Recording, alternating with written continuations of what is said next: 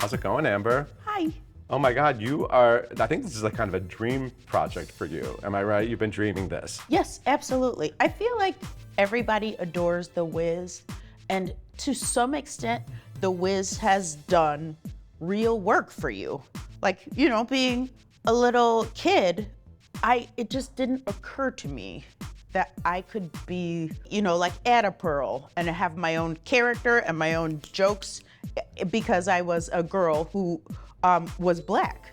I had never really seen that before. I feel like every person has something like that. The WIZ reached out and spoke to you specifically, and everybody has a case of that, where it just expanded how you thought about what entertainment could be. A lot of the audience was children, and the children were entertained and the parents were entertained. Everybody loved, every moment of it. And that you don't get a lot. The show doesn't talk down to the kids. That's right. And it doesn't make the parents feel like they're stuck at a kid's show.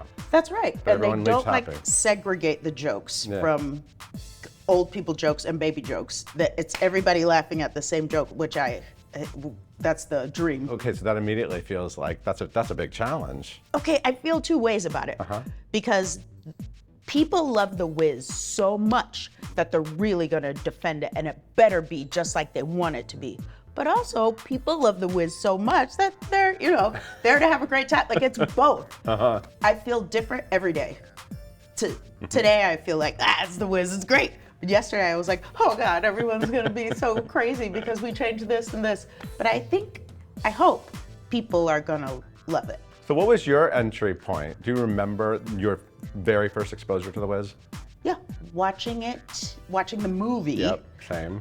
In the basement on the big TV. We had one big TV. The whole family sat down and we watched it together, and everybody knew it already. And I just thought, how odd, everybody knows this whole movie. And then come to find out, if you leave your house and go to almost any house in America, everybody knows every part of the WIZ. So let's talk about this. This is a show written in the 70s. Yeah. Obviously a huge hit on Broadway. Nobody knew it was gonna be a hit, and then it just reached people, and it was a word of mouth hit and legendary. It has a super cool score. The book by William F. Brown, I feel like music from that period has maybe sort of aged better than language of the period, right? That's right. But it's kind of a thing that everyone wants to make sure they're looking at it with fresh eyes. Yeah. So is that how you would sort of describe it as well? What your task is here? Yeah, I feel like my task is to bring the WIZ into 2024, not like Dorothy's holding an iPad or we're, no. using today's slang, but it's so that when you do it in a high school, kids aren't like, hey, I can't be doing this. You know what I mean? It has to be of today, as far as our sensibilities go. Right. So that is the first task. Yeah. Because, buddy, it can be dicey. But one of the things I thought was really cool about the WIZ is how 70s it was. Yeah. And it had a ton of slang from the 70s, and it just made it cool. It like, either the WIZ takes place in 1970 something, or it just has no time, right?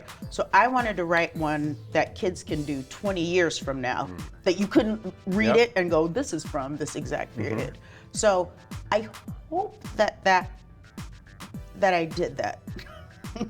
You first took this on 5 years ago, right? You did it at the Muni. That's right. Summer production. That was when you first wrote a new book of the WIZ. Yeah. It's years later. So you've been living with this for a while. I mean, do you just walk around thinking about Ada Pearl and Eveline and Aunt Em and? I do a little bit, but I think I suffer a little bit because I have a late night background. Yeah. So I'm used to writing a thing and then performing it for an audience, and then the audience makes the edit with their reactions, right? Yeah. So that I'm an audience edit type of person, but you don't really get to do that on Broadway.